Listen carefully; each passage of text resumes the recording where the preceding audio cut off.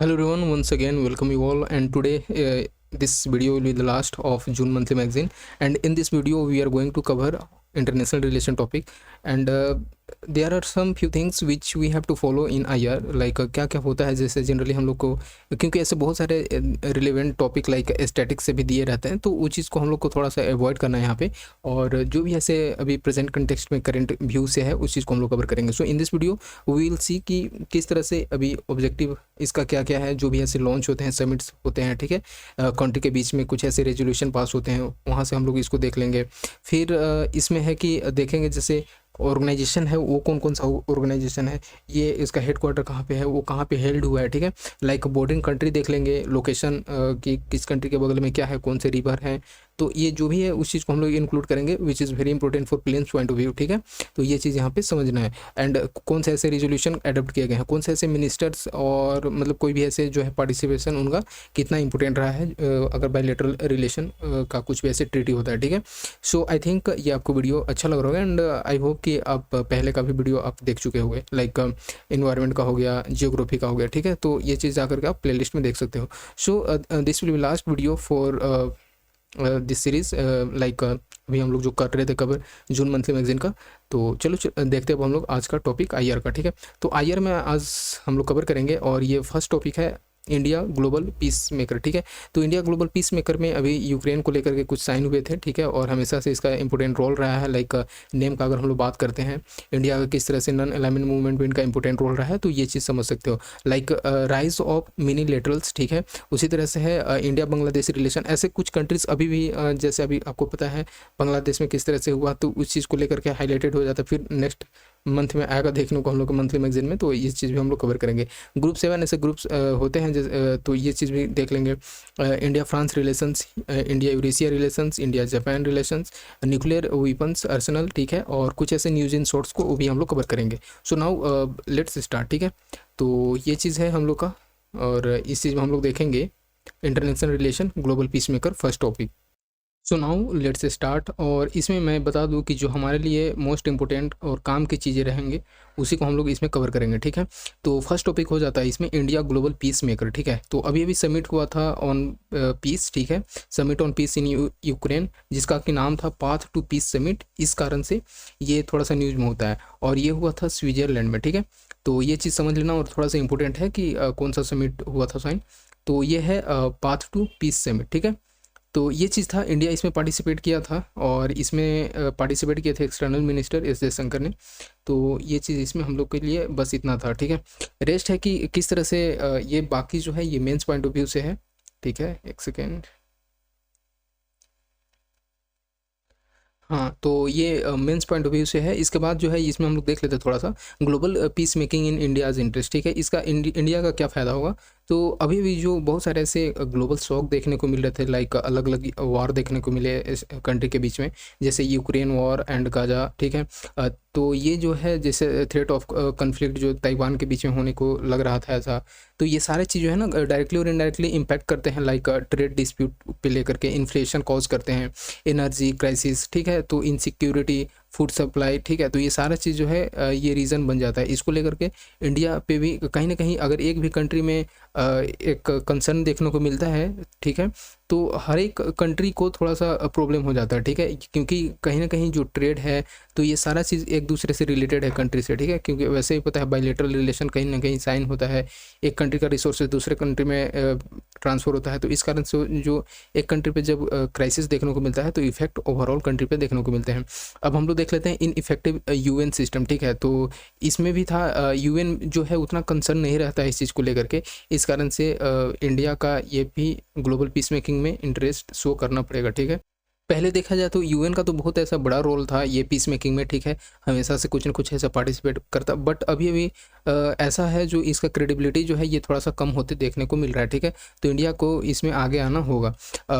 फिर है potential global player, ठीक है। तो ये ऑब्वियस सी बात है, साउथ का एक लीडर बन के निकलता है, ठीक है, साउथ का इंडिया, तो इस कारण से इंडिया का एक रोल इंपॉर्टेंट हो जाता है यहाँ पे।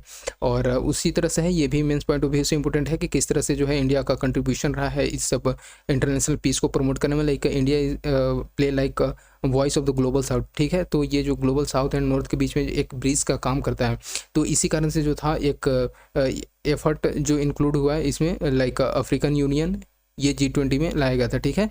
It is for basically south southern voices, ठीक है। तो ये चीज़ इंडिया का हमेशा से रोल रहा है, लाइक नेम जो कि कोल्ड वार के टाइम पे ये लाया गया था, ठीक है, कि किस तरह से इंडिया जो है कोई भी ऐसे पार्टी के बीच में नहीं जा करके खुद एक मीडिएट पाथ चूज किया था, ठीक है। तो ये चीज़ यहाँ से समझ सकते हो।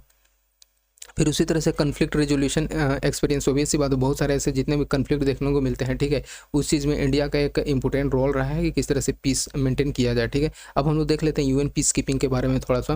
तो यूएन पीस कीपिंग एक ग्लोबल पार्टनर्स है जिसमें कि बहुत सारे ऐसे एजेंसीज आते हैं जो कि एक रोल प्ले करते हैं इंटरनेशनल पीस एंड सिक्योरिटी को मेंटेन करने में, ठीक है। तो लाइक जैसे इसमें आता है जनरल असेंबली हो गया, सिक्योरिटी काउंसिल हो गया, सेक्रेटेरिएट हो गया, ट्रूप्स, पुलिस कंट्रीब्यूशन, ठीक है। तो ये सारे चीज़ें हैं कहीं ना कहीं इसमें देखने को मिलते हैं। देखो इंडिया को और एक चीज़ खास बात ये है, तो ये वैसे आप ऐसे और बोल सकते हैं कल्चर में भी, आर्ट एंड कल्चर में लिख सकते हो, लाइक फिलोसफी ऑफ वसुधैव कुटुंबकम, ठीक है।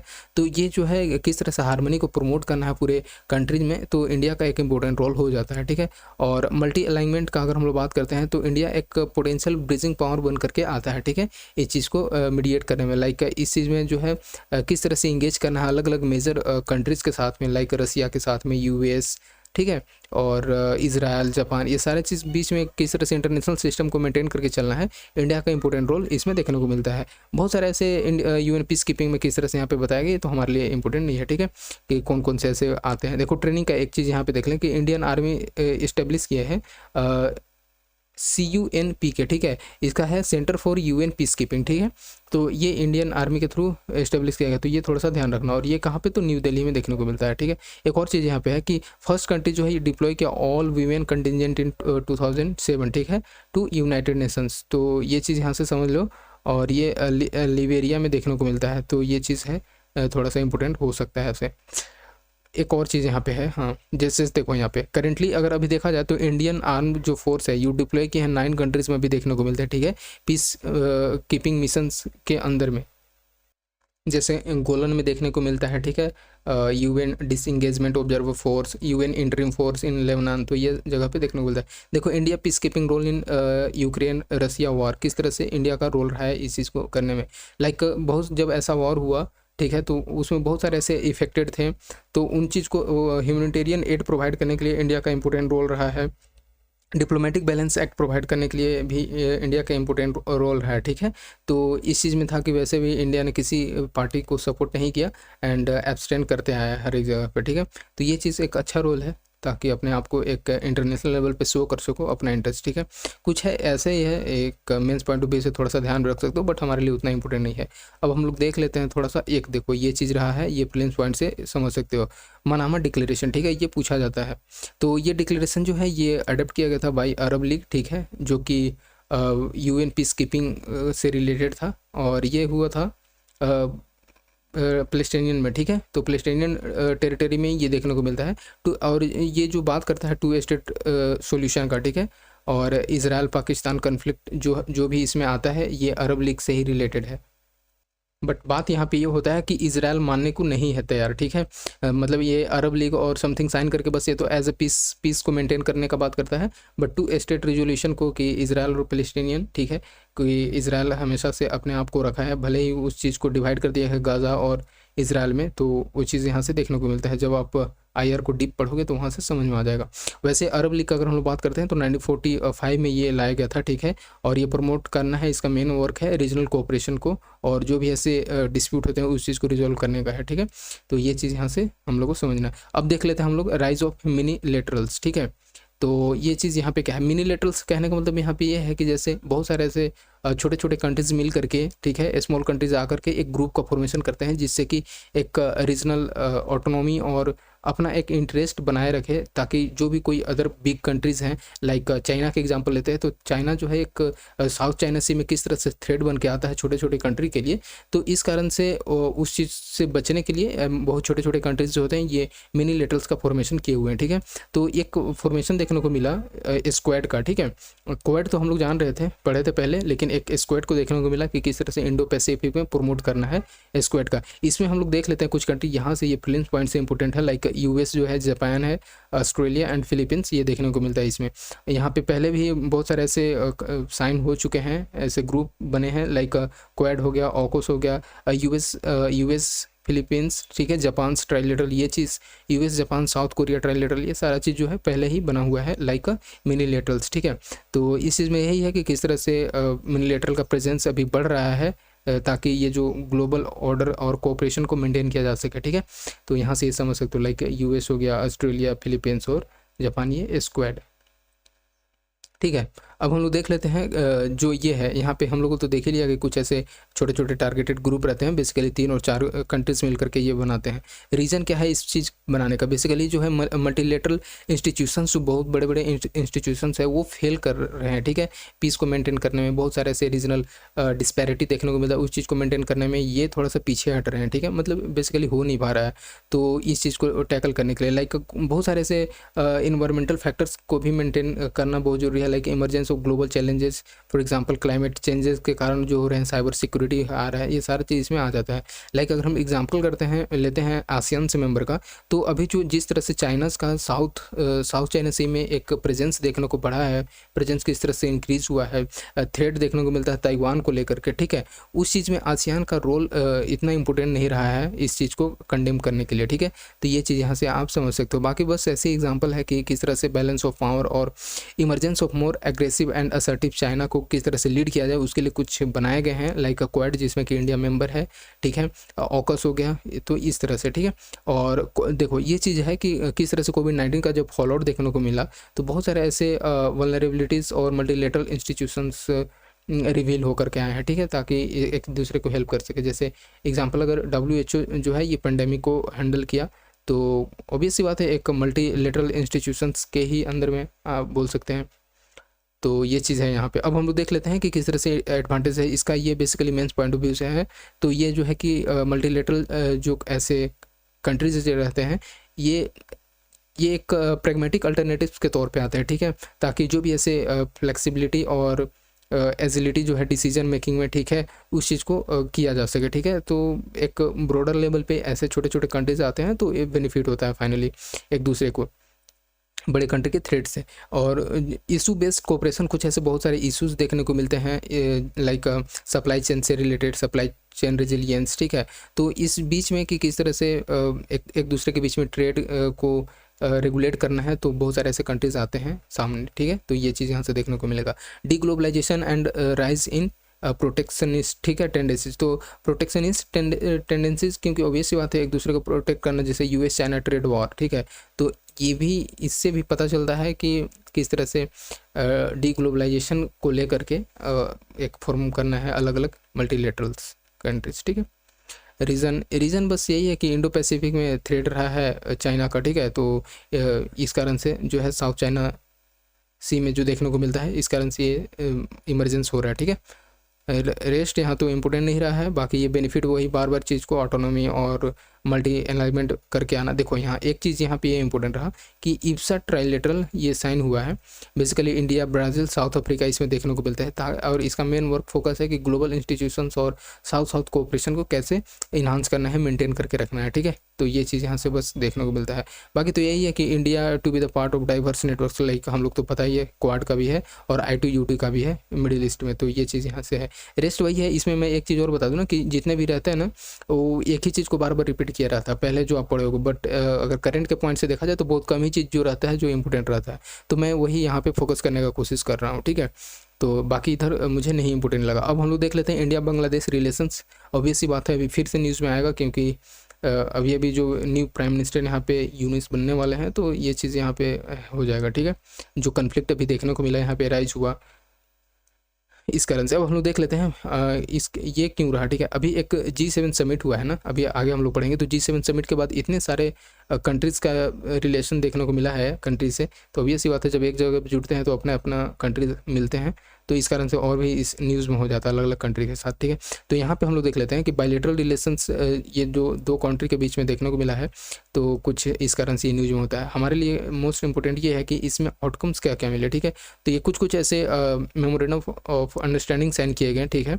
Like India Bangladesh digital partnership sign किया गया, और अपना अपना विज़न को किस तरह से शेयर करना है, ठीक है, एक दूसरे को, क्या आगे का क्या वे फॉरवर्ड रहेगा in future. India Bangladesh green partnership sustainable futures को लेकर के था। MOU साइन किया गया on maritime cooperation and blue economy, और साथ ही साथ ओशियनोग्राफी को लेकर के कमर्शियल एग्रीमेंट साइन किया गया on NPCI and Bangladesh bank, ठीक है। तो जो ये national payment corporation of India है, तो इस चीज़ पे भी और इनके बीच में UPI को लेकर के बेसिकली ऑनलाइन पेमेंट सिस्टम से जॉइंट टेक्निकल कमेटी जो है, ये discussion basically for the renewal of the Ganga water treaty, ये चीज़ यहाँ पे साइन किया गया। तो ऑब्वियस सी बात है, जब ये शेख हसीना थी तो इंडिया के लिए ना एक कितना बेनिफिट रहता था, ठीक है, किसी भी चीज़ को बायलैटरल कोऑपरेशन को मेंटेन करने में। अब हम लोग देख लेते हैं रेस्ट, बाकी ऐसा कुछ नहीं, बस यहाँ पे ये बताया कि कौन सा क्या क्या है। जैसे देखो कि किस तरह से ट्रेड में इसका इम्पोर्टेंट रोल है। तो यहाँ पे देखा जा रहा है कि बायलैटरल ट्रेड में जो है 14.1 बिलियन US डॉलर का यहाँ पे देखने को मिला है, जो कि अगर हम बात करते हैं तो सेकंड बिगेस्ट ट्रेड पार्टनर है बांग्लादेश एशिया, पूरे एशिया में, ठीक है। तो ये चीज़ यहाँ पे समझ सकते हो। अब ये जो है सिक्योरिटी एंड बॉर्डर मैनेजमेंट, ये सारा चीज़ जो है, कुछ जैसे डिफेंस कोऑपरेशन जो है या फिर मिलिट्री एक्सरसाइज होते हैं, जैसे संप्रीति, ठीक है। तो ये चीज़ ध्यान रखना कि ये यहाँ से ना ये प्रीलिम्स पॉइंट से इंपॉर्टेंट हो जाता है। मिलन हो गया, संप्रीति हो गया, ठीक है। तो ये प्रीलिम्स पॉइंट से इंपॉर्टेंट है, तो ये चीज़ है यहाँ पे। और साथ ही साथ peaceful and cooperative border management, obvious सी बात है, क्योंकि इंडिया के साथ जो है बांग्लादेश का बॉर्डर शेयर होता है 4096 किलोमीटर, ठीक है, 4096 किलोमीटर अप्रोक्स हाफ जो बॉर्डर है इंडिया के साथ शेयर होता है। तो ये चीज़ समझ सकते हो, ठीक है।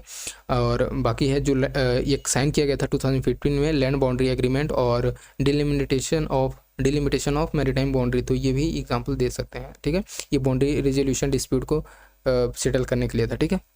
रेस्ट है कुछ ऐसे इंगेजमेंट है मल्टीलेटरल प्लेटफॉर्म पे, लाइक सार्क में ये इसका है, बिम्स्टेक में ये दोनों कंट्री जाते हैं, BBIN में है, जिसमें कि इसका समझ लेना बांग्लादेश, भूटान, इंडिया एंड नेपाल है, आयोरा है। तो ये सारी चीज़ इसमें एक दूसरे के साथ मिल करके कोऑपरेशन में है। सिग्निफिकेंस इंडिया का क्या है, जैसे इंटरनल कनेक्टिविटी को लेकर के है, ठीक है। जैसे बहुत सारे ऐसे नॉर्थ ईस्टर्न स्टेट हैं, तो वो भी एक इसके साथ बॉर्डर जब शेयर करते हैं तो किस तरह से एक कोऑपरेशन मेंटेन करके रखना है, इस कारण से इंटरनल कनेक्टिविटी भी बहुत ज़्यादा है। जैसे Akhaura Agartala cross border rail link, ठीक है। देखो ये पूछा जाता है, जैसे ना एक कुछ ऐसे प्रोजेक्ट हैं 2023 का अगर हम लोग बात करते हैं तो वहाँ पे पूछा गया था, ठीक है।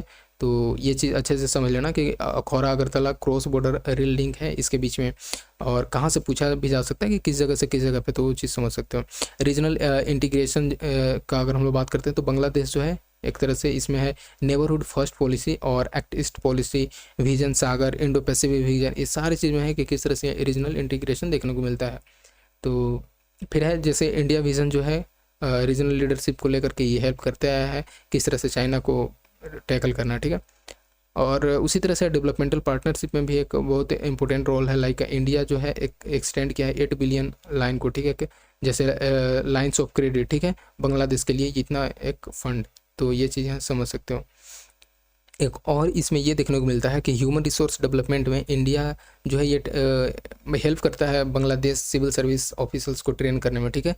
तो ये चीज़ ह्यूमन रिसोर्स डेवलपमेंट के अंदर में। ह्यूमैनिटेरियन असिस्टेंस का बात करते हैं और डिजास्टर रिलीफ के लिए, तो वैक्सीन मैत्री जो था ये भी प्रोवाइड किया गया है। तो और कुछ है जैसे बायलैटरल रिलेशनशिप में बात करते हैं तो रिवर वाटर डिस्प्यूट, ये तीस्ता रिवर, ठीक है, ये चीज़ समझ सकते हो। फिर रोल ऑफ चाइना जो है, किस तरह से चाइना जो है बांग्लादेश का स्ट्रेटजिक पार्टनर्स रहा है, ठीक है। और साथ ही साथ सबसे ज़्यादा आर्म सप्लाई भी चाइना ही करता है, ठीक है। तो चाइना का बात मानता है ये बांग्लादेश, ठीक है। मोर ओवर मिलिट्री एक्सरसाइज जो है, जैसे चाइना बांग्लादेश का बात करते हैं तो गोल्डन फ्रेंडशिप है, तो ये ऐसे पूछा भी जाता है, ठीक है। तो ये भी जो ये चाइना और बांग्लादेश का गोल्डन फ्रेंडशिप एक्सरसाइज जो है, ये थोड़ा सा एक कंसर्न हो जाता है इंडिया के लिए। इंटरनल सिक्योरिटी इशू का अगर बात करते हैं तो रोहिंग्या जो है बहुत सारे ऐसे आ जाते हैं इस अपने कंट्री में, ठीक है। तो इलीगल माइग्रेशन करके यहाँ पे बांग्लादेश से इंडिया में एंटर कर जाते हैं, तो ये भी थोड़ा सा इंटरनल सिक्योरिटी का एक कंसर्न हो जाता है इंडिया को लेकर के। अब देख लेते हैं कुछ ऐसे recent development India Bangladesh bilateral relationship में देखा गया। जैसे रीजनल कोऑपरेशन का बात करते हैं तो इंडो पैसिफिक ओशन इनिशिएटिव्स जो है इसमें देखने को मिला है। एनर्जी के सेक्टर में बात करते हैं तो किस तरह से इंडिया बांग्लादेश फ्रेंडशिप पाइपलाइन जो है ये भी हुआ है, ठीक है। जैसे हाई स्पीड डीजल ट्रांसपोर्ट के लिए इस बीच में कोऑपरेशन किया गया है, ठीक है। एक और है जैसे मैत्री सुपर थर्मल पावर प्लांट, ये भी है। देखो ऐसे नहीं, इंडिया में बहुत सारे ऐसे जगह से बांग्लादेश में ट्रांसफ़र होते हैं और प्रोवाइड किए जाते हैं इलेक्ट्रिसिटी भी, ठीक है। तो इस कारण से भी थोड़ा सा इंपॉर्टेंट है। Partners in digital public infrastructure, ठीक है, ये भी जो है डिजिटल में लाइक अभी हम लोगों ने देखा कि NPCI और UPI के बीच में किस तरह से MOU हुआ है कि हेल्प करना, ठीक है। कुछ ऐसे स्मॉल सैटेलाइट जो होते हैं कुछ कुछ, ठीक है, उस चीज़ को लॉन्च कर दिया जाता है बाय इंडियन लॉन्च व्हीकल, तो ये भी यहाँ से समझ सकते हो। बस इतना ही यही था हमारे लिए। अब नेक्स्ट देखते हैं हम लोग G7 को लेकर के, ठीक है, कि ग्रुप G7 का कुछ समिट हुआ। ये 50th ग्रुप G7 का समिट था और ये पूछा भी जा सकता है कहाँ पे हुआ, तो अपुलिया इटली में हुआ है, ठीक है।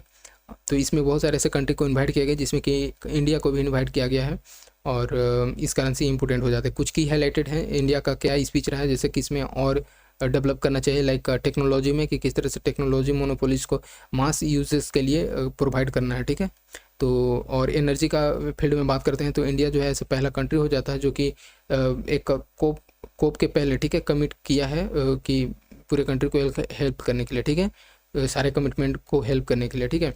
ताकि बहुत सारे जैसे एनर्जी सेक्टर में बात किया जाए तो किस तरह से नेट जीरो टारगेट भी पूरा करना है, तो उस चीज़ को लेकर के भी देखा जा रहा है यहाँ पे। तो जैसे एक लाइफ मिशन जो है ये लॉन्च किया गया था, तो इसके अंदर ना एक और चीज़ किया गया है, एक पेड़ माँ के नाम, ठीक है, और ये 5 जून एनवायरनमेंट डे के दिन स्टार्ट किया गया, ठीक है। तो लाइफ स्टाइल फॉर एनवायरनमेंट के ले करके बहुत सारे ऐसे फैसिलिटीज़ और बहुत सारे ऐसे न्यू इनिशिएटिव्स किए गए हैं, तो इस कारण से एक और है एक पेड़ माँ के नाम, ठीक है। अब देख लेता हूँ G7 के बारे में। तो G7 बेसिकली ये इस 1975 में आया था, ठीक है, और इसका मेन वर्क था कि किस तरह से इकोनॉमिक और फाइनेंशियल कोऑपरेशन को बूस्ट करना है, ठीक है। ये एक इनफॉर्मल ग्रुपिंग है, ठीक है, बहुत सारे ऐसे डेमोक्रेसीज का, और इस चीज़ में देखने को मिलता है कि ग्लोबल इकोनॉमी पॉलिसी को और जो भी ऐसे ट्रांसलेशनल इशू है उस चीज़ को एड्रेस करना, लाइक माइग्रेशन हो गया, क्लाइमेट चेंज हो गया, कॉन्फ्लिक्ट हो गया, ये सारी चीज़ में देखे जाते हैं। इसका वर्किंग का बात करते हैं तो G7 जो है ये परमानेंट स्ट्रक्चर नहीं है, ठीक है, और बेसिकली इसमें प्रेसिडेंसी जो है ये रोटेट करता है, ठीक है। तो जैसे लाइक G20 इसमें भी देखने को मिलता है, ट्रॉय को आप सुने होंगे, तो यहाँ भी इस तरह से इसमें 7 मेंबर देखने को मिलते हैं, ठीक है, like US, Germany, Canada, UK, Japan, Italy और फ्रांस, ठीक है। तो ये प्रिलिम्स पॉइंट से इंपॉर्टेंट है। रसिया G7 को ज्वाइन किया था 1998 में, बट और जैसे ही इसने G7 को ज्वाइन किया तो G8 बन गया था, लेकिन 2014 में जब क्रीमिया को एनेक्स किया था, ठीक है, रसिया, तो उसके बाद इसको हटा दिया गया था, ठीक है। EU का बात करते हैं तो ये G7 का मेंबर नहीं है, ये भी थोड़ा सा ध्यान रखना है, लेकिन ये समिट को अटेंड करता है लाइक इंडिया, ठीक है। G7 कंट्रीज नंबर में देखा जाए तो 40% जो है इसमें ग्लोबल इकोनॉमी ये हेल्ड करते हैं, ठीक है। 10% वर्ल्ड पॉपुलेशन देखने को मिलता है ये जितने भी G7 कंट्रीज में आते हैं। उसी तरह से 36% ग्लोबल पावर जनरेशन देखने को मिलता है, 30% ग्लोबल एनर्जी डिमांड ये प्रोवाइड करते हैं, 25% global energy related carbon dioxide release करते हैं, ठीक है। तो ये चीज़ है। की अचीवमेंट G7 का बात किया जाए तो 2002 में देखा जाए तो ये क्रूशियल रोल प्ले करते हैं global fund to fight malaria and AIDS, ठीक है। तो ये चीज़ यहाँ से समझ सकते हो कैसे हेल्प किए थे 2002 में। और 2009 में, ठीक है, ये AFSI, ठीक है, तो ये भी है फूड सिक्योरिटी इनिशिएटिव्स, ये लॉन्च किया गया था। 2021 में देखा जाए तो बिल्ड बैक बेटर वर्ल्ड, ठीक है, B3W पार्टनरशिप ये लॉन्च किया था, जिसमें कि 15 ट्रिलियन ग्लोबल इंफ्रास्ट्रक्चर गैप को पूरा करना है बाई 2040।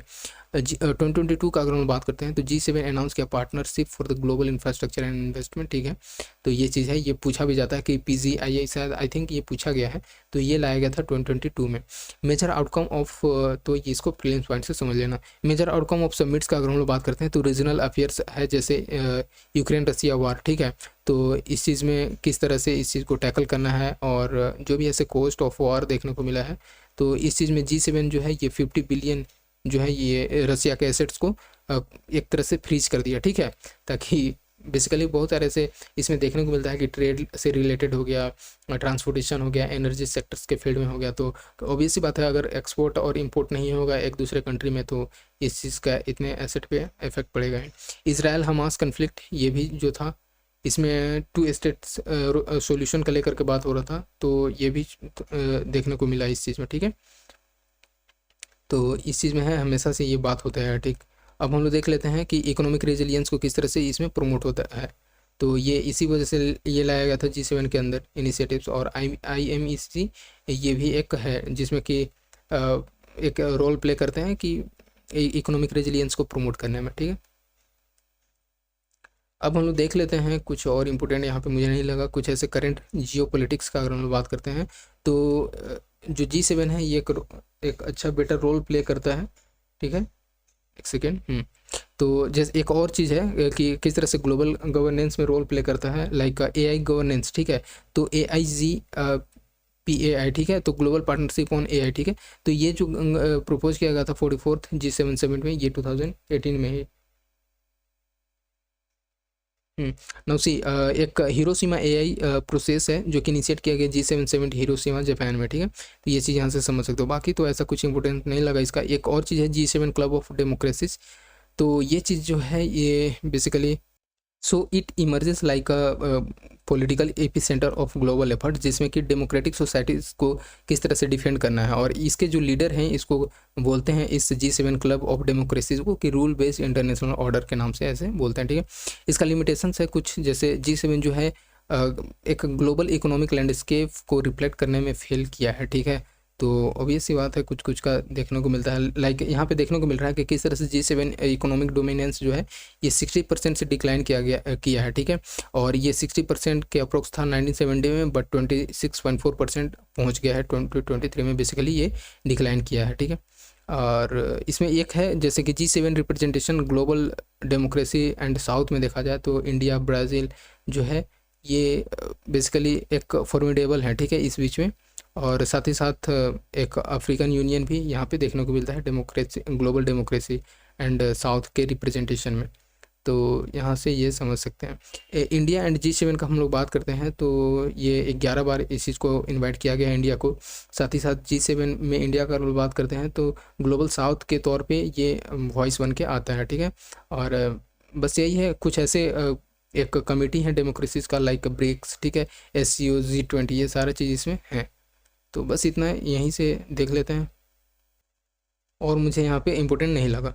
अब देखते हैं इंडिया फ्रांस रिलेशंस के बारे में, ठीक है। तो ये जितने भी अब हम लोग रिलेशंस आगे देखेंगे ना, India France relations, India Eurasia relations, तो ये सारा का सारा G7 समिट जब हुआ था तो उस समय मिले हुए थे, उसी को लेकर के फिर से दोबारा जब मिलते हैं उस बीच में तो उसका आउटकम्स देखने को मिलता है, लाइक जैसे होरिजन 2047, ठीक है, 2047, तो ये थोड़ा सा इंपॉर्टेंट हो जाता है। होरिजन 2047 रोड मैप ये क्या है, ठीक है।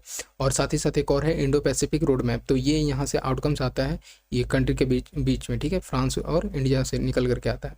तो इसका हम लोग देख लेते हैं कि होरिजन 2047 रोड मैप्स, इसमें 3 पिलर देखने को मिलते हैं, like partnership for security and sovereignty, ठीक है, पार्टनरशिप फॉर प्लैनेट्स ये भी निकल के आता है, और पार्टनरशिप फॉर द पीपल, ठीक है। तो ये तीनों देखने को मिलता है, 3 पिलर ये होरिजन 47 में। तो ये चीज़ यहाँ से समझ सकते हो, और ये पूछा जाता है किससे रिलेटेड है, तो ये थोड़ा सा प्लेन्स पॉइंट से इंपॉर्टेंट हो जाता है। तो इस बीच में कि किस तरह से इंडो पैसिफिक जो है एरिया ऑफ स्टेबिलिटी और ऑनलाइन जो भी ऐसे रेडिकलाइजेशन होते हैं उस चीज़ को कैसे काउंटर करना है, टेरर को कॉम्बैट करना है कैसे, नो मनी फॉर टेरर, ये सारा चीज़ को लेकर के ये सिक्योरिटी में देखने को मिलता है। और फॉर प्लेनेट का अगर हम लोग बात करते हैं तो इंडो पैसिफिक पार्क्स पार्टनरशिप, ठीक है, और international solar alliance, Indo Pacific ocean initiatives, ये सारा चीज़ जो है क्लाइमेट से रिलेटेड ऐसा यहाँ से इनिशिएटिव्स लिए गए हैं। और पीपल से रिलेटेड कुछ था जैसे कि the partnership agreement on migration and mobility 2021, ये जो है इसका मकसद था कि किस तरह से मोबिलिटी ऑफ स्टूडेंट और ग्रेजुएट्स को इन्हांस किया जाएगा इस बीच में, तो ये चीज़ यहाँ समझ सकते हो। फिर है इंडो पैसिफिक रिलेशंस का बात करते हैं तो डिफेंस में एक हमेशा से इम्पोर्टेंट रोल रहा है, लाइक इंडिया का हम लोग बात करते हैं तो ये सेकेंड लार्जेस्ट आर्म्स सप्लायर है, ठीक है, इंडिया को सप्लाई करता है ये 33% के अराउंड, ठीक है। और ये जो है स्टॉकहोम इंटरनेशनल कॉन्फ्रेंस के अकॉर्डिंग जो था, ये सिप्री जो रिसर्च इंस्टीट्यूट है इसके अकॉर्डिंग ऐसे पता चलता है कि कुछ ऐसे प्रोजेक्ट भी हैं ये फ्रांस के बीच में, इंडिया और फ्रांस के बीच में, लाइक राफेल एयरक्राफ्ट परचेज, ठीक है, और P-75 स्कॉर्पियन प्रोजेक्ट, ठीक है। तो ये चीज़ यहाँ से है। इंडिया एंड फ्रांस जो है ये अनाउंस किए हैं डिफेंस इंडस्ट्रियल रोड मैप को लेकर के भी, तो ये चीज़ यहाँ से समझ सकते हो। बाकी तो ऐसा कुछ अच्छा खासा इंपॉर्टेंट नहीं रहा है। हाँ, एक चीज़ देखो मैं यहाँ पे हाईलाइट नहीं किया बट प्रिलिम्स पॉइंट से इंपॉर्टेंट है, लाइक बायलैटरल कुछ एक्सरसाइज हैं जैसे वरुणा हो गया, ठीक है, और ये है फ्रिंजेक्स, ठीक है। फ्रिंजेक्स ये 23 ये भी है इसी से रिलेटेड, मिलिट्री एक्सरसाइज से रिलेटेड, बायलैटरल एक्सरसाइज। और एक है मल्टीलेटरल एक्सरसाइज जैसे कि ला परसो और साथ ही साथ ओरियन, तो ये चीज़ आता है मल्टीलेटरल में। जियो स्ट्रेटजिक का बात करते हैं तो इंडो पैसिफिक रोड मैप जो है इंडिया फ्रांस के बीच में देखने को मिलता है, जो कि रिलीज़ किया 2023 में, ठीक है। तो ये चीज़ यहाँ से समझ में आता है। अब इस बीच में कोऑपरेशन बिल्ड करना है फ्रॉम द जो IOR है, तो ये चीज़ यहाँ से समझ लेना। Like India ocean regions to encompass the entire Indo Pacific region, कि जब यहाँ से इनिशिएट हुआ तो सारे अलग अलग इंडो पैसिफिक के रीजन में फैलेगा। तो ये जियो स्ट्रेटेजिक पॉइंट से थोड़ा सा इंपॉर्टेंट हो जाता है। स्पेस कोऑपरेशन का हम लोग बात करते हैं तो स्पेस कोऑपरेशन में बेसिकली जो दोनों कंट्री हैं ये कोलैबोरेट करेंगे तो for the future launch vehicle. और एक चीज़ है यहाँ से ये भी इंपॉर्टेंट है प्रिलिम्स पॉइंट से, तृष्णा अर्थ ऑब्जर्वेशन मिशन, ठीक है। तो तृष्णा अर्थ ऑब्जर्वेशन मिशन ये किसके बीच में पूछा जा सकता है, तो ये इंडिया एंड फ्रांस के बीच में देखने को मिलता है, ठीक है। कुछ ऐसे इकोनॉमिक कोऑपरेशन हैं जो कि हमेशा से ये इंपॉर्टेंट रहा है। लाइक फ्रांस जो है one of the largest investor है इंडिया में, ठीक है। इंडिया में जैसे FDI जो इनफ्लो होता है तो फ्रांस का एक लार्जेस्ट इन्वेस्टर के तौर पे निकल के आता है। लाइक 659.77 मिलियंस ये फाइनेंशियल ईयर 2047-23 के अकॉर्डिंग ये पता चलता है, ठीक है। India Tata group and France जो है एयरबस, ठीक है, ये जो है एग्री किए हैं किस तरह से सिविलियन हेलीकॉप्टर को मैन्युफैक्चर करना है, क्योंकि टारगेट है ना कि अब लोगों को भी थोड़ा सा शेयर कराते हैं स्पेस का, तो इस चीज़ को लेकर के तो यहाँ से समझ सकते हो टाटा के साथ ये किए हैं, ठीक, कोऑपरेट, ठीक है। अब एक चीज़ है कि एविएशन सेक्टर्स ये CMF इंटरनेशनल सिक्योर्ड किया है and international with the India's Akash air for the purchase of over 300 LPF। तो ये भी जैसे ये पूछा जा सकता है कि इंजन किसके है रिलेटेड, कहाँ से परचेज करना है, तो ये फ्रांस से परचेज करना है, ठीक है। LEFE 1B engine. अब कुछ जैसे डिजिटल में भी है like 14 super computer include the fastest super computer परम सिद्धि इंडिया में देखने को मिलता है एट 44.6। ये जो फ्लॉप है ना पेटा फ्लॉप, ये स्पीड देखा जाता है, ठीक है, कंप्यूटर का। तो ये जो है ये डेवलप किया है, ठीक है, ये फ्रेंच कंपनी ने ही डेवलप किया है। तो ये इस तरह से इसमें भी रोल है डिजिटल में भी। मल्टीलेटरल कोऑपरेशन में भी बहुत जैसे FATF किस तरह से साइन करना है, फिर कश्मीर के मुद्दे को लेकर के भी ये सारा चीज़ यहाँ से देखने को मिलता है। Mission technology control regime MTCR और साथ ही साथ वासनर अरेंजमेंट, ठीक है, ये जैसे आर्म सप्लायर से रिलेटेड है, तो ये सारा चीज़ इसमें देखने को मिलता है। ऑस्ट्रेलियन ग्रुप ये भी चीज़ है। इंडो पैसिफिक में कुछ हम लोग देख लेते हैं, ये थोड़ा सा प्रिलिम्स पॉइंट से इंपॉर्टेंट है, तो थोड़ा सा ध्यान देना कि इंडिया का सागर विजन जो है और साथ ही साथ फ्रांस का इंडो पैसिफिक स्ट्रेटजी अलाइन, ये दोनों एक तरह से किस तरह से रीजनल कोऑपरेशन को प्रमोट करने में इंपॉर्टेंट रोल प्ले कर रहे हैं, ठीक है। उसी तरह से कुछ मैरीटाइम सिक्योरिटी को किस तरह से स्ट्रेंथन करना है, उसके लिए इंडिया ने लॉन्च किया है IFC IOR, ठीक है, और UAE का है ईमा शो और साथ ही साथ सेचल्स का है अटलांटा, ठीक है। तो ये चीज़ यहाँ से समझ लेना। स्ट्रेंथन करना है प्लूरीलेटरल अरेंजमेंट को विद द ऑस्ट्रेलिया, जो कि इस्टेब्लिश किया गया था 2020 में, और UAE के साथ में 2023 में ही लाया गया था। Cooperation across the French oversee territories, तो ये इसके बीच में भी कोऑपरेशन बिल्ड करना है। इस तरह से ये हम लोगों ने देखा ये पूरा का पूरा। अब हम लोग चलते हैं इंडिया यूरेशिया रिलेशनशिप, ये भी कैसे हुआ, जब ये समिट हुआ इसी बीच में आया था। इसमें बेसिकली कि न्यू स्ट्रेटजिक अपॉर्चुनिटीज़ को किस तरह से इंडिया के ये निकल के आ रहा है, तो उस बीच में कुछ है, कुछ ऐसे कंसर्न भी हैं, उस चीज़ को हम लोग इसमें देखेंगे। ऑब्वियस सी बात है, यूरेशिया मतलब एशिया और यूरोप को मिला करके बना हुआ है, तो इंडिया इसमें तो आएगा ही एशिया में निकल करके। तो कुछ ऐसे हाईलाइटेड हैं जो कि जियोपॉलिटिक्स में चेंजेस हो रहे हैं यूरेशियन रीजन में। लाइक हॉटबेड ऑफ कन्फ्लिक्ट का देखने को अगर हम लोग बात करते हैं तो रसिया यूक्रेन कन्फ्लिक्ट और साथ ही साथ आर्मेनिया अजरबैजान कन्फ्लिक्ट, जो कि नागोर्नो कराबाग जो रीजन है उसको लेकर के होता आया है, तो ये भी थोड़ा सा कन्फ्लिक्ट यहाँ पे देखने को मिलता है। फिर है ग्रोइंग चाइनीज़ इन्फ्लुएंसेस, ये जो बेल्ट एंड रोड इनिशिएटिव है, किस तरह से ये पाकिस्तान के मतलब so called Pakistan occupied region, ठीक है, वो तो इंडिया का पार्ट है, बट किस तरह से ये पास हुआ और अभी इस चीज़ पे एक्शन नहीं ले पाया है, तो ये भी थोड़ा सा कंसर्न हो जाता है। और चाइना का तो इन्फ्लुएंस हमेशा से ये इस रीजन में बढ़ते ही आया है। और तो यहाँ से बस यही था, ज़्यादा कुछ इंपॉर्टेंट नहीं लगा। कुछ ऐसे है कि यूरेशियन लैंडस्केप फॉर इंडिया किस तरह से इवॉल्व होकर के चैलेंजेस है, लाइक जियोग्राफिकल में कनेक्टिविटी और इंफ्रास्ट्रक्चर को लेकर के, ठीक है, तो ये स्लो प्रोसेस ऑफ कनेक्टिविटी देखने को मिलता है, ठीक है, जैसे प्रोजेक्ट लाइक INSTC और IMEC, ठीक है। पाकिस्तान फैक्टर्स का अगर हम लोग बात करते हैं तो किस तरह से बैरियर बन करके आता है, ऑब्वियस सी बात है, रास्ता दिया था चाइना को, और चाइना के साथ इसका कनेक्शन भी थोड़ा सा वो अच्छा रहा है, ठीक है। तो लिमिटेशंस को थोड़ा सा ओवरकम देखते हुए इसमें पता चलता है, ठीक है। अब देखते हैं हम लोग कि थ्रेट फ्रॉम चाइना, ऑब्वियसली बात है ये जो BRI किस तरह से इंडिया के लिए एक चैलेंजेस और स्ट्रेटजिक लोकेशन ये फॉर्म कर ले रहा है चाइना, तो इंडिया के लिए एक इशू क्रिएट करता है, ठीक है। तो सेंटर और एक और चीज़ है, जैसे जो ये पॉलिसी है connect central Asia policy India का, वो BRI जो प्रोजेक्ट है चाइना का वो किस तरह से टैकल कर रहा है, ठीक है। और ये थोड़ा सा कंसर्न हो जाता है। तो यहाँ से बस यही था हमारे लिए मोस्ट इम्पोर्टेंट। और अब हम लोग देखते हैं इंडिया जापान रिलेशंस, ठीक है। तो ये भी जो G7 समिट हुआ था अपुलिया इटली में, तो इसी को लेकर के थोड़ा सा ये चीज़ हुआ। इस चीज़ में कुछ ऐसे न्यूज़ में रहे हैं जो कि कुछ इमर्जिंग एरियाज़ को ऐड किया गया इसमें, लाइक B2B और P2P कोऑपरेशन इसमें देखने को मिला कि इसको किस तरह से स्ट्रेंथन करना है, ठीक है। तो ऑब्वियस सी बात है जापान जो है इसका अच्छा से हमेशा से दोस्त रहा है इंडिया का। तो जो दोनों कंट्री हैं इंडिया एंड जापान, ठीक है, ये specific strategic and global partnership को लॉन्च किए हैं। मतलब बेसिकली इनका ये 10 साल हुआ है, ठीक है। तो अभी तक पूरे 10 साल में कितना एक इम्पोर्टेंट रोल प्ले रहा है हर एक फील्ड में, ठीक है। बीट द इंफ्रास्ट्रक्चर के फील्ड में, ठीक है, और इंफ्रास्ट्रक्चर इन द सेंस कि अलग अलग डिजिटल इंफ्रास्ट्रक्चर में भी इम्पोर्टेंट रोल रहा है, ठीक है। तो ये सारा चीज़ हम लोग यहाँ से देखेंगे आगे। कुछ ऐसे सिग्निफिकेंस है इंडिया जापान बायलैटरल रिलेशंस के बारे में हम लोग देख लेते हैं for both countries, like convergence of strategic interest, ठीक है। तो स्ट्रेटजिक इंटरेस्ट में कुछ ऐसे हैं, लाइक इंडिया का अगर जापान का अगर हम लोग बात करते हैं तो FOIP है, ठीक है, free and open Indo Pacific, और साथ ही साथ इंडिया का है इंडो पैसिफिक ओशियन इनिशिएटिव। तो ये दोनों के बीच में थोड़ा सा लगता है कि दोनों का सेम एक एम एंड गोल है, ठीक है। तो दोनों का मतलब है कि चाइना का जो एक कैपेसिटीज़ बढ़ रहा है उस चीज़ को कैसे टैकल करना है, उस चीज़ को कंसर्न को कैसे रोकना है। और बेसिकली ये साउथ चाइना सी को लेकर के तो और भी थोड़ा सा बड़ा इशू रहता है हमेशा से। स्ट्रेटजिक कनेक्टिविटी का बात करते हैं तो South Asia to South East Asia को कैसे कनेक्ट करना है, इसके लिए इंडिया का एक्ट ईस्ट और जापान का partnership for quality infrastructure policy आया है, ठीक है। एक है एशिया अफ्रीका ग्रोथ कॉरिडोर, इसका एम है बेसिकली कि East Asia, South East Asia और साउथ एशिया को किस तरह से एक सामने लाना है, ठीक है। तो ये चीज़ यहाँ से समझ सकते हो। और इंडिया का कुछ विज़न है 2025 तक का, ठीक है, इंडिया विज़न 2025 के नाम से, जो कि एक डेवलपमेंट के रिगार्डिंग है कि नॉर्थ ईस्टर्न रीजन में किस तरह से डेवलपमेंट करना है, ताकि जो भी ऐसे इंडिया एक्ट ईस्ट पॉलिसी और जापान का जो FOIP पॉलिसी है वो दोनों को थोड़ा सा कोलेबोरेट करे और कन्वर्जेंस करे, ठीक है, उस चीज़ को पॉइंट को। डिफेंस रिलेशंस में देखा जाए तो एक है the acquisition and cross serving agreement, ये लाया गया for the closer cooperation between the दोनों के जो जापान और इंडिया के आर्म फोर्स हैं उनके बीच में ये देखने को मिला है।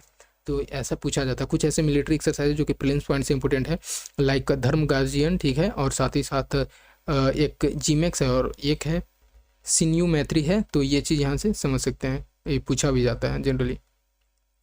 बाकी तो ये बताया गया कि अलग अलग किस तरह से मल्टीलेटरल ग्रुप में दोनों हैं, ठीक है। तो यहाँ से ज़्यादा मुझे इंपॉर्टेंट नहीं लगा। एक यहाँ पे ये चीज़ है, इंडिया जो है ओसाका ट्रैक, ठीक है, इस चीज़ को बॉयकॉट किया, ठीक है, जो कि सजेस्ट किया गया था by Japan at G20 summit in 2019। तो ये पूछा भी जा सकता है कि ओसाका ट्रैक किसके थ्रू स्टार्ट किया गया ये चीज़। हम लोग देख लेते हैं ओसाका ट्रैक है क्या। ये बेसिकली इसका एम है कि किस तरह से प्लूरिलेटरल नेगोशिएशन ऑन डिजिटल ट्रेड को लेकर के ये क्रिएट करना है, और साथ ही साथ स्टैंडर्डाइजेशन का बात करते हैं, standardisation of rules on cross borders data flow के रिगार्डिंग था, और डेटा लोकलाइजेशन को किस तरह से प्रोहिबिट करना था, बट इंडिया ने इस चीज़ को बॉयकॉट किया है, ठीक है। तो ये चीज़ थोड़ा सा ध्यान रखना है। Delay in implementation of project जैसे कि एशिया अफ्रीका ग्रोथ कॉरिडोर, साथ ही साथ bullet train project between Ahmedabad and Mumbai. और इसी बात है बुलेट ट्रेन को लेकर के ये जापान के साथ अच्छा से रिलेशन रहा है कि किस तरह से टेक्नोलॉजी का ट्रांसफ़र देखने को मिलता है इसके बीच में। न्यूक्लियर वेपन्स आर्सेनल्स का बात कर लेते हैं अब हम लोग। जैसे सिपरी ये हमेशा से बताती है कि किस बीच में कितना और क्या कुछ ऐसे कंसर्न है कि कितने वेपन्स रखना है, आर्म्स रखने हैं, ठीक है। तो जो the Stockholm International Peace Research Institute है, ये सिपरी ईयर बुक रिलीज़ किया जिसमें कुछ हाइलाइट्स हम लोग को देखने को मिला regarding the nuclear weapon development, ठीक है। ये बताता है ना कि जब से ऐसे न्यूक्लियर वेपन्स बहुत सारे ऐसे कंट्री अलग अलग कंट्री में देखने को मिले हैं, तो उससे डिटरेंस और बढ़ा है। डिटरेंस बढ़ने का मतलब ये है कि थ्रेट तो बहुत कम है, बट जब डिटरेंस बढ़ता है तो हर कंट्री थोड़ा सा कंसर्न अपने आप में एक एक्टिव स्टेप लेता है, ठीक है। और ऑब्वियस सी बात है कि अगर एक कंट्री के पास है और दूसरे कंट्री के के पास नहीं है तो दूसरे कंट्री को तो थोड़ा सा खतरा ज़्यादा बढ़ जाता है, ठीक है, और हो सकता है कि ये लॉन्च भी कर दे। बट अगर दोनों कंट्री के पास है तो थोड़ा सा दोनों के बीच में डिटरेंस देखने को मिलता है, डिटरेंस, ठीक है। Now see India's Arsenal increase from, India का आर्सेनल्स का अगर हम लोग बात करते हैं तो अभी बढ़ा है, ठीक है। 2023 का बात करते तो 163 था बट 172 हो गया है, ठीक है। अब यहाँ पे कुछ ये था और बेसिकली, और ये बेनिफिट करेगा फॉर जब टू वार हेड होगा पाकिस्तान के साथ, तब यहाँ पे बेनिफिट करेगा ऑब्वियसली, इट प्रोवाइड डिटरेंस, ठीक है। The resilience on nuclear deterrence ये डिफेंड हुआ है with the 9 nuclear armed states, ठीक है। तो ये चीज़ यहाँ से देखने को मिलता है। अभी देखें हम लोग प्रेजेंटली तो देयर आर 12 और 121 वार हेड, ठीक है, वर्ल्ड वाइड, ठीक है, जिसमें कि 2100 जो है हाई अलर्ट पे रखे हुए हैं कि जब भी ऐसा कुछ होगा तो उसको लॉन्च कर जाएगा, तो ऐसा कुछ, ठीक है। यहाँ पे हम लोग देख लेते हैं ट्रांसपेरेंसी अबाउट न्यूक्लियर फोर्स जो है ये डिक्लाइन हुआ है इन रशिया एंड यूएस, ठीक है। हमारे लिए कुछ ये है नॉन प्रोलिफरेशन एफर्ट, ठीक है। तो कुछ ऐसे ट्रीटी हैं लाइक CTBT, ठीक है, comprehensive nuclear test ban treaty. तो ये बैन करता है कि न्यूक्लियर एक्सप्लोजन है अर्थ पे किस तरह से टेस्ट करना है, वो चीज़ टेस्ट नहीं करना है, उस चीज़ पे ये बैन लगाता है, ठीक है। और नॉन प्लोरीफेरेशन ऑफ न्यूक्लियर वीपन्स जो है ये लिमिट करता है न्यूक्लियर वीपन्स को कि आपको इतना रखना है, और साथ ही साथ एक डिसआर्मेंट है, ये सारा चीज़ जो है, ताकि न्यूक्लियर के फील्ड में आप ये नहीं कि मतलब कोई भी ऐसे कंट्री है कि अपने मनमानी से एक्स्ट्रा रख लिया, तो ये थोड़ा सा एक एज ए लिमिटेड है। देखो इंडिया जो है यहाँ से मोस्ट इम्पोर्टेंट ये है कि इंडिया इसका सिग्नेटरी नहीं है, ठीक है, दोनों का, CTBT और NPT का। तो यहाँ से बस यही था इंटरनेशनल कन्वेंशन। ये जब आप स्टैटिक पढ़ोगे, ठीक है, सिक्योरिटी का पोर्शन, तो वहाँ से ये मिल जाता है, बेसिकली ये हमेशा से चलते आता है। एक और चीज़ यहाँ पे ये देखने को मिला कि इंडिया ने साइन नहीं किया है, ठीक है, तो ये समझ लो ICAN, ठीक है। तो ये चीज़ यहाँ से समझ सकते हैं। International campaign to abolish nuclear weapons, nuclear weapon से मोस्टली जो भी ऐसे रिलेटेड है इंडिया साइन किया ही नहीं है, क्योंकि अभी इंडिया को और भी थोड़ा सा पावरफुल बनने का जरूरी है। Icon on the Nobel peace prize in 2017, तो ये चीज़ यहाँ से समझ सकते हो कि वो भी सी बात है, थोड़ा सा पीस को लेकर के कंसर्न है। तो बाकी ये ऐसे मेंस पॉइंट्स भी है कि क्या होना चाहिए, कौन कौन से ऐसे फर्स्ट यूज पॉलिसी, ये तो कॉमन सा चीज़ है, आप पढ़ोगे तो पता चल ही जाएगा। बस यही था, बाकी तो कुछ ऐसा नहीं रहा। रेस्ट आगे देख लेते हैं हम लोग। कुछ न्यूज इन शॉर्ट्स हम लोग को देख लेते हैं, like India Italy strategic partnership, ठीक है। अभी जो भी ऐसे G7 समिट हुआ ना इटली में, तो उसी को लेकर के बार बार ये चीज़ आ रहा है, ठीक है। तो इसमें है कि global and multilateral initiatives like IMEC, India middle east Europe economic corridor लेकर के जो भी ऐसा बात हुआ, इस चीज़ में क्या क्या कंसर्न थे, ठीक है, और कौन कौन से ऐसे की एस्पेक्ट्स इसमें देखने को मिला इस बायलैटरल पार्टनरशिप में।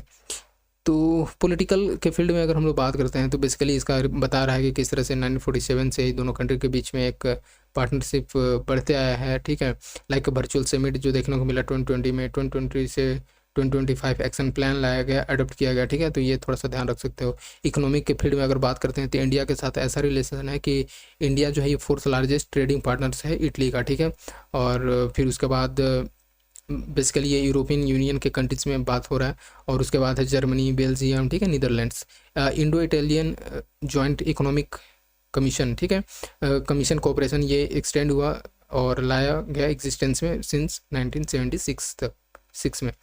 और बहुत सारे ऐसे, जैसे एक और चीज़ साइन किया गया था 2023 में, migration and mobility partnership agreement, जो कि ये basically safe and legal migration को इंश्योर करता है। तो ये थोड़ा सा समझ लेना, ये प्रीलिम्स पॉइंट्स है कि इटली एंड इंडिया, ठीक है, इसके बीच में साइन किया गया है।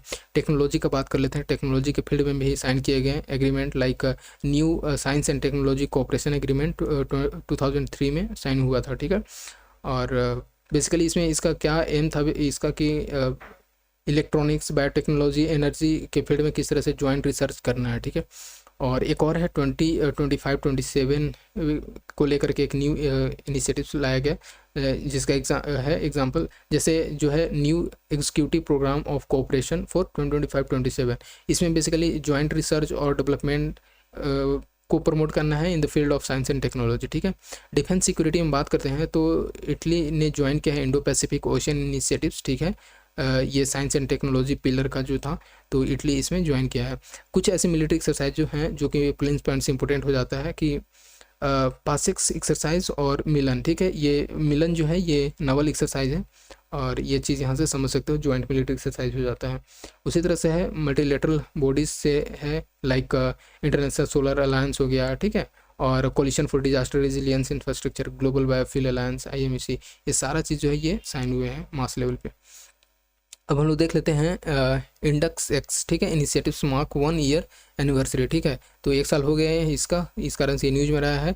तो इंडक्स एक्स है क्या बेसिकली, ये India US defence acceleration ecosystem है, ठीक है, इसका फुल फॉर्म हुआ। तो ये जो था ये 2023 जून में लॉन्च हुआ था और इसमें बेसिकली कि किस तरह से डिफेंस इनोवेशन ब्रिज को और बिल्ड करना है, ठीक है। और इसमें है कि ये जो ICIT है, ठीक है, initiatives on critical and emerging technology, ये भी बीच में लाएगा। तो पूछा जा सकता है कि ये किसके कोलेबोरेशन के थ्रू आया था, तो US एंड इंडिया, ठीक है। और इंडक्स एक्स का बात करते हैं तो ये फैसिलिटेट करता है basically partnership among US and Indian defence companies, तो ये चीज़ यहाँ से समझ लेना है। कुछ ऐसे अचीवमेंट है लाइक कॉमर्शियल कोलेबोरेशन देखने को मिलता है, इंटेलिजेंस सर्विलांस, ठीक है, और रिकॉग्निजेंस के बीच में, ठीक है, और सेमीकंडक्टर, ये सारा चीज़ जो है यहाँ से ये समझ सकते हो। फिर उसी तरह से है कुछ जॉइंट इनोवेशंस हैं दोनों बीच के, दोनों कंट्री के बीच में, ठीक है।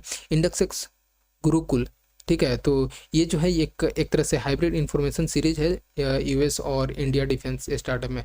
ऐसा लगे कुछ टीचिंग से रिलेटेड है क्या, बट ये भी डिफेंस से रिलेटेड है, ठीक है।